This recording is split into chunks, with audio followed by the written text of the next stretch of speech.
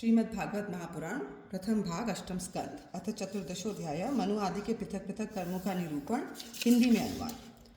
राजा परीक्षित ने पूछा, भगवान, आपके द्वारा वर्णित ये मनु, मनुपुत्र, सप्तर्षि आदि अपने अपने मनवंतर में किसके द्वारा नियुक्त होकर कौन कौन सा काम किस प्रकार करते हैं, ये आप कृपा करके मुझे बतलाइए।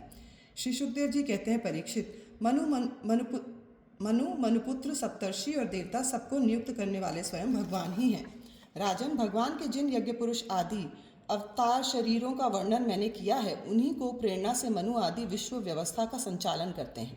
चतुर्युगी के अंत में समय के उलट फेर से जब श्रुतियां नष्ट प्राय हो जाती हैं, तब सप्तर्षिगण अपनी तपस्या से पुनः उनका साक्षात्कार करते हैं। उन श्रुतियों से ही सनातन धर्म की रक्षा होती है। राजन, भगवान की प्रेरणा से अपने अपने मनवंतर में बड़ी सावधानी से सबके सब मनु पृथ्वी पर चारों चरण से परिपूर्ण धर्म का अनुष्ठान करवाते हैं। मनुपुत्र मनवंतर भर काल और देश दोनों का विभाग करके प्रजापालन तथा धर्म पालन का कार्य करते हैं। पंच महायज्ञ आदि कर्मों में जिन ऋषि, पितर, भूत और मनुष्य आदि का संबंध है, उनके साथ देवता उस मनवंतर में यज्ञ का भाग स्वीकार करते हैं। इंद्र भगवान की दी हुई त्रिलोकी की अतुल संपत्ति का उपभोग और प्रजा का पालन करते हैं। संसार में यथेष्ट वर्षा करने का अधिकार भी उन्हीं को है। भगवान युग युग में सनक आदि सिद्धों का रूप धारण करके ज्ञान का, याज्ञवल्क्य आदि ऋषियों का रूप धारण करके कर्म का और दत्तात्रेय आदि योगेश्वरों के रूप में योग का उपदेश करते हैं।